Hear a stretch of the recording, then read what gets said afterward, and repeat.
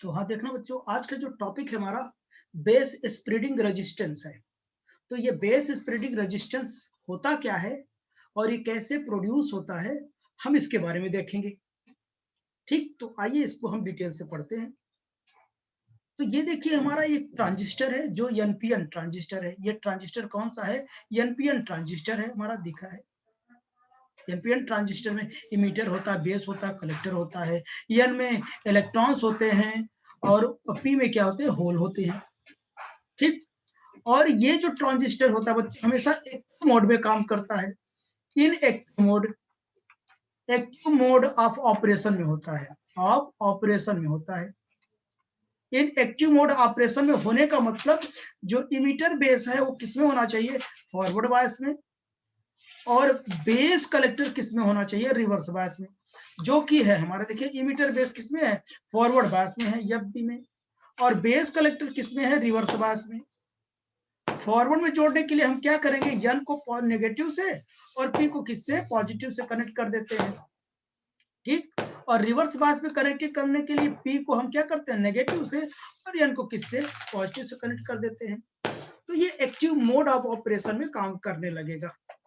ठीक, तो अच्छा, एक बात और,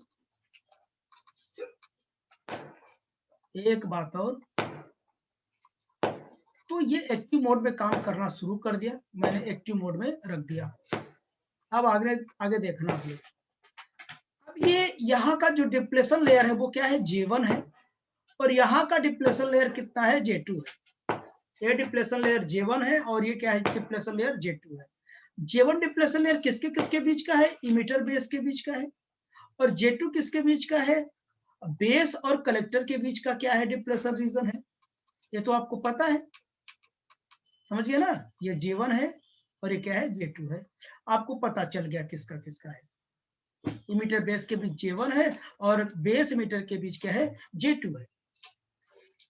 तो ये बताइए, यहाँ देखिए, अब मैं थोड़ा, ये दो दो डिप्लेशन लेयर है, यानी दो जंक्शन हमारे पास। एक तो ये रीजन है और एक तो ये। तो यहाँ देखिए, ये जो जंक्शन है हमारा ये है, इसके दोनों ओर क्या है? लेयर्स हैं, बने हैं। ठीक है ना? ये पहले से ही क्या कहते हैं कि डिप्लेशन रीजन बना के बैठे हैं थोड़ा बहुत। वो किसके कारण है? Due to the diffusion process. ये जो लेयर बना है, ये वाला, ये जो लेयर बना है, ये जो लेयर बने हैं किसके कारण है? Due to the diffusion process. Diffusion process मतलब इलेक्ट्रॉन, होल इधर गया था, इलेक्ट्रॉन इधर गया था, इसमें इलेक्ट्रॉन इधर गया था, होल इधर गया था। उसकी वजह से क्या है? रिकॉम्बिनेशन के कारण क्या हो गया था? ये थोड़ा सा डिप्लेशन लेयर बना था। ओके, इतनी बात हो गई। अब ध्यान सुनना। तो अब बताइए, जब इसे फॉरवर्ड में करेंगे तो ये डिप्लेशन लेयर बहुत पतला रहेगा, बहुत थिन रहेगा।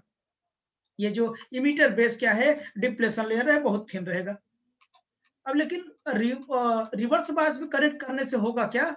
ये जो हमारा, इसको रिवर्स बायस में करने से ये जो बेस कलेक्टर हमारा जो डिप्लेशन रीजन होगा वो क्या होगा? इसके रिस्पेक्ट में क्या होगा? बहुत ज्यादा थोड़ा होगा। लेकिन इसमें भी खास बात है, आप जानते हैं इन तीनों में जो डोपिंग होती है, सबसे ज्यादा डोपिंग लेवल होता है, डोपिंग लेवल सब ज्यादा डोपिंग लेवल किसमें होता है? इमीटर में होता है, तब कलेक्टर में होता है, तब बेस में होता है। यानी इसमें हाईली डोपिंग होता है, इसमें लाइटली डोपिंग होता है, इसमें मॉडरेटली डोपिंग होता है। ठीक है ना? मॉडरेटली डोपिंग होता है। तो अब आप देखना, तो समझ में बच्चों, मॉडरेटली डोपिंग होता है। ओके, तब आप देखना हम लोग क्या करते हैं। जब मॉडरेटली डोपिंग होगा तो यहाँ पे बेस में क्या है? लाइटली डोपिंग है। लाइटली मतलब बहुत हल्का डोपिंग है दोनों के रिस्पेक्ट में। ठीक, तो इससे होगा क्या? जब हम रिवर्स बायस बढ़ाएंगे तो ये इसका जो डिप्लेशन लेयर होगा ना, ये बेस में, ये पूरा क्या है? बेस है। ये पूरा क्या है? बेस है। इसका जो डिप्लेशन लेयर है बेस की ओर ज्यादा पेनेट्रेट होगी। आप देखो, एक कलेक्टर है, कलेक्टर में जो बेस है बहुत कम है, देखो ये लेयर, डिप्लेशन लेयर बहुत कम है, लेकिन बेस की ओर देखो ज्यादा होता जा रहा है। क्यों ज्यादा होता जा रहा है? क्योंकि जो बेस में है वो क्या है? लाइटली डोपिंग है। लाइटली डोपिंग का मतलब समझ रहे हैं ना आप लोग? बहुत कम डोपिंग है, बहुत कम डोपिंग है, तो ये क्या करेगा, यहाँ के जो इलेक्ट्रॉन होंगे ना, इसके होल के साथ ज्यादा क्या करेंगे, न्यूट्रलाइज कर देंगे और लेयर फॉर्म कर लेंगे। इतनी बात समझ में आई ना? तो बेस की ओर क्या करेगा, ज्यादा पेनेट्रेट करेगा। अब आगे सुनना आप लोग। और ये भी आप जानते हो, जो बेस रीजन होता है बहुत थिन होता है as compare to the emitter और कलेक्टर। इमिटर कलेक्टर के कंपैरिजन में बेस बहुत क्या होता है, थिन होता है। मैंने बताया था ना, ये वाइड होता था, ये वाइडर होता था, ये क्या होता था, थिन होता था। ट्रांजिस्टर जब स्टार्टिंग में पढ़ा रहा था तो बताया था, याद आ रहा है ना?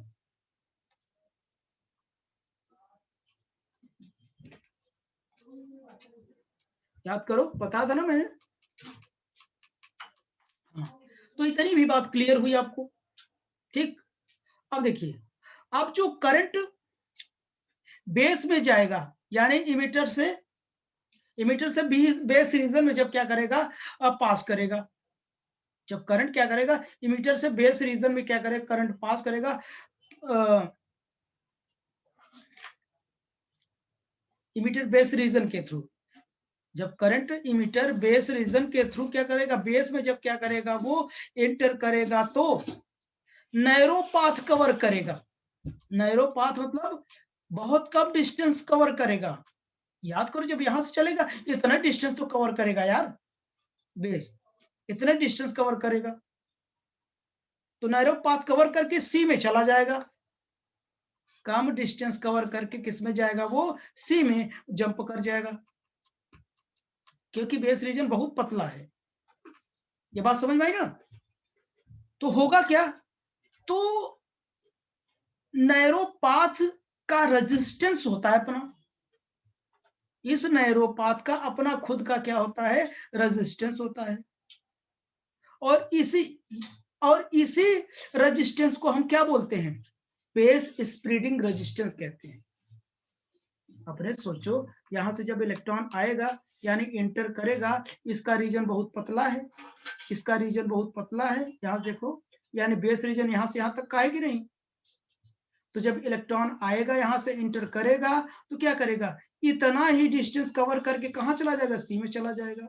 तो इस बेस रीजन के कारण क्या होगा, एक खुद का क्या आएगा, नैरो पाथ के कारण एक रेजिस्टेंस प्रोड्यूस करेगा, रेजिस्टेंस ऑफर्ड करेगा, ठीक है ना। इसी रेजिस्टेंस को हम लोग क्या बोलते हैं, बेस स्प्रेडिंग रेजिस्टेंस कहते हैं। क्या बोलते हैं बच्चों, बेस स्प्रेडिंग रेजिस्टेंस बोलते हैं। इसके कारण, इस बेस के कारण जो रेजिस्टेंस आएगा, इस पूरे बेस के कारण रेजिस्टेंस जो आएगा, उसे क्या बोलेंगे, बेस स्प्रेडिंग रेजिस्टेंस आएगी। अब ये रेजिस्टेंस किस पर डिपेंड करेगा, डिप्लेशन लेयर पर डिपेंड करेगा। डिप्लेशन लेयर जैसे जैसे बढ़ेगा घटेगा, डिप्लेशन लेयर के बदलने से जो बेस स्प्रेडिंग रेजिस्टेंस है वो क्या करेगा, वेरी करेगा, ठीक। और इस बेस स्प्रेडिंग रेजिस्टेंस को हम किससे रिप्रेजेंट करते हैं, आरबीबी डैश से रिप्रेजेंट करते हैं। आरबीबी डैश से क्या करते हैं हम लोग, रिप्रेजेंट करते हैं। अच्छा, अब देखना आप लोग, जब मैं क्या करूंगा, जब वीसीबी को बढ़ाऊंगा, वीसीबी इसको, यानी वीसीबी ये बैटरी है हमारा, ये ईबी बैटरी है। जब वीसीबी को बढ़ाऊंगा तो इसका मतलब मैं क्या बढ़ा रहा हूं, आरबी को बढ़ा रहा हूं, रिवर्स बायस को बढ़ा रहा हूं,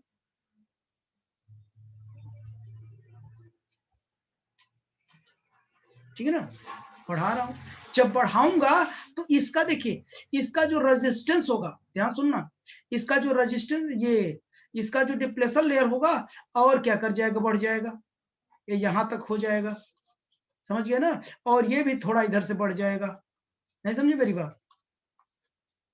अरे भाई, रिवर्स बायस को मैं बढ़ाऊंगा, वीसीबी को बढ़ाऊंगा, रिवर्स बायस को बढ़ाऊंगा, तो ये क्या हो, डिप्लेशन लेयर बढ़ जाएगा, तो लेकिन ये जो रीजन होगा, क्रॉस सेक्शनल एरिया क्या होता जाएगा, कम होता जाएगा। जैसे ये बेस रीजन का जो एरिया कम होता जाएगा, एरिया क्या होगा, कम होगा, तो जो रेजिस्टेंस यानी आरबीबी है, आर बी बी जो डैश है वो क्या करेगा, इंक्रीज करते जाएगा, यानी क्रॉस सेक्शनल एरिया पर क्या करेगा, डिपेंड करेगा। एरिया बढ़ेगी तो क्या करेगा, रेजिस्टेंस बढ़ता जाएगा। अपने से सोचो, जब इसका क्या करेगा, डिप्लेशन लेयर बढ़ता जाएगा, यहाँ के इलेक्ट्रॉन को क्या करेगा, जाने नहीं देगा। जाने नहीं देगा इसका मतलब रोकेगा। रोकने का मतलब क्या है, यहाँ का जो बेस रेजिस्टेंस है वही क्या कर रहा है, इसका अपोज कर रहा है। तो इसका मतलब एरिया जैसे जैसे कम होता जाएगा, इसको क्या करेगा, ये बेस स्प्रेडिंग रेजिस्टेंस बढ़ता जाएगा। ये क्या, डिप्लेशन लेयर बढ़ता जाएगा, ये क्या कर जाएगा, बेस स्प्रेडिंग रेजिस्टेंस क्या करता जाएगा, बढ़ता जाएगा। एक समय ऐसा आएगा कि इलेक्ट्रॉन को जाने ही नहीं देगा। तो समझ में आया ना। तो इतनी बातें हैं। तो आइए इससे रिलेटेड हमने कई पॉइंट्स नोट किए हैं, तो उसको हम लोग बारी बारी से क्या करते हैं, एक एक करके देखते हैं। तो आप समझ गए ना, बेस का जो रेजिस्टेंस होता है वही क्या होता है, बेस स्प्रेडिंग रेजिस्टेंस होता है। तो आइए इसको हम लोग एक एक करके हम देखते हैं। ओके, आइए ये देखिए, ये मैं प्रॉपर तरीके से नोट कर दिया हूं। तो मैंने बताया कि इन एक्टिव मोड ऑफ ऑपरेशन में होता क्या है, it means emitter base junction is forward bias और collector base junction is reverse bias. और इसका ये J1 डिप्लेशन लेयर, J2, ये भाई मैं सब समझा चुका, ये फिगर आप समझ रहे हो, ठीक है ना, सब कुछ समझ रहे हो, ठीक। तो आइए हम इसके पॉइंट्स को देखते हैं। ठीक, इसमें जो पहला पॉइंट है, ये देखो, पहला पॉइंट जो है, we know that the width base region is very thin. मैं ये बातें बताया, जो बेस रीजन होता है बहुत थिन होता है as compare to the collector and emitter, होता है ना, बहुत कम होता है इन दोनों के रिस्पेक्ट में। इससे होगा क्या, therefore current which enters the base region, जो करंट बेस रीजन में इंटर करेगा across the emitter base junction, emitter base junction के अक्रॉस क्या करेगा, जब करंट इंटर करेगा बेस रीजन में, तो होगा क्या, वो नैरो पाथ क्या करेगा, कवर करेगा, narrow path to reach the base terminal. ये बात अभी मैंने बताया, नैरो पाथ कवर करेगा। This resistance offered by this narrow region, इस नैरो रीजन के कारण जो पाथ ऑफर्ड किया जाता है, रेजिस्टेंस ऑफर्ड किया जाता है, उसी को बेस स्प्लिटिंग रेजिस्टेंस कहते हैं, एंड डिनोटेड बाय आरबीबी। ये देखो, यही बातें भाई मैंने बता, और वो सारी बात मैंने लिख दिया। ये देखो, ये पॉइंट देखो, अभी मैंने इसको बताया, यानी the resistance offered by the narrow region is called base splitting resistance denoted by RBB. Okay, next number देखो, अब आगे देखते हैं। अब देखना क्या, on increasing the value of reverse bias, यानी वीसीबी को, अभी मैंने बताया था, वीसीबी को इंक्रीज करने पर, that is collected to base voltage, collected to base voltage है।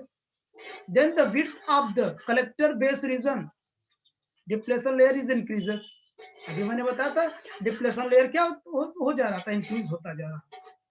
Since the base region is lightly doped, ये भी बात मैंने बताया, लाइटली डोप्ड है, the depletion layer is penetrate deep into the base reason, base reason lightly doped है, इसलिए क्या होगा, बेस की ओर क्या करता जाएगा, ज्यादा डिप्लेशन लेयर बढ़ता जाएगा। देखिए, कलेक्टर की ओर कम बढ़ता था, बेस की ओर ज्यादा बढ़ता था, ये भी बातें मैंने बताया आपको।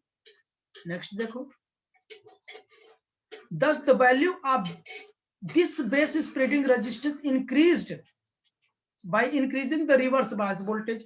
मैंने बताया था, रिवर्स बायस वोल्टेज को बढ़ाएंगे तो क्या हो जाएगा, स्प्रेडिंग रेजिस्टेंस बढ़ता जाएगा across the collector base junction.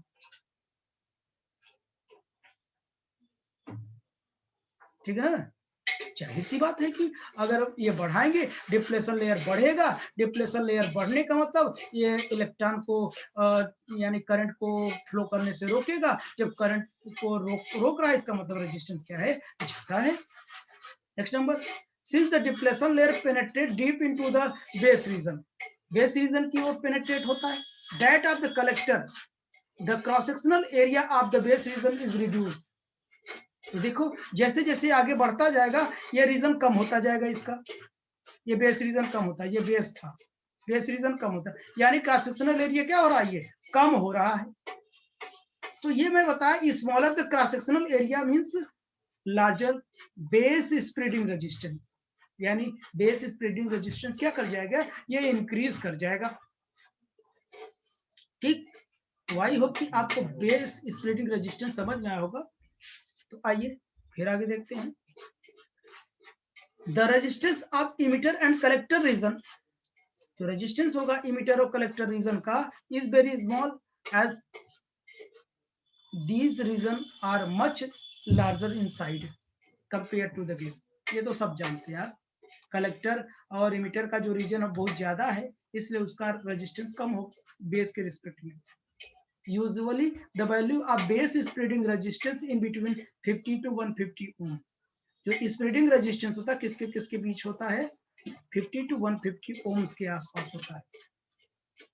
ठीक, अब देखो, when recombination current IB passes through this resistance, it produce a voltage across it। अगर क्या होगा, अगर रिकॉम्बिनेशन के दौरान क्या होगा, आईबी करंट पास करेगा, तो दिस रेजिस्टेंस इज प्रोड्यूस, तो वही रेजिस्टेंस कौन, बेस स्प्रेडिंग रेजिस्टेंस एक वोल्टेज प्रोड्यूस करेगा।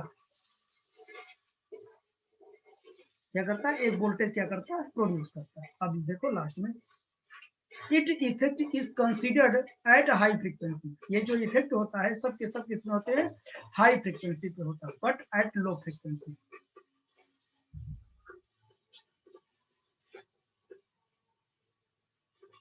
हाई फ्रीक्वेंसी पे होता है, लेकिन लो फ्रीक्वेंसी पे क्या होगा, इफेक्ट इग्नोर कर देंगे,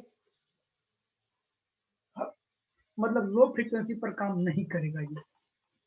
तो उम्मीद है कि आप लोगों को ये समझ में आया होगा, ठीक है ना, बताया भी, लिखाया भी, और एक एक पॉइंट भी मैंने शो करवाया, ऐसा नहीं लिखा लिखा के छोड़ दिया। ओके बच्चों, चलिए अब नेक्स्ट टॉपिक के लिए हम लोग फिर से जुड़ते हैं। ओके।